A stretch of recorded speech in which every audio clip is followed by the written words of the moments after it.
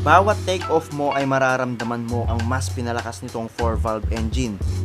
Swak na swak para sa mga rider na active ang riding style. Napaka-responsive ng throttle at mabilis ang recovery nito bawat minor mo sa kurbada. Hindi kasi pwersado ang makina nito dahil mas manipis at mas magaan ang mga gulong nito. Ang tangke nito ay kayang kumarga ng 4.4 liters na gasolina at kahit mas pinalakas na ang makina nito, sinigurado pa rin ng Honda na mas magiging matipid ang konsumo nito sa gasolina.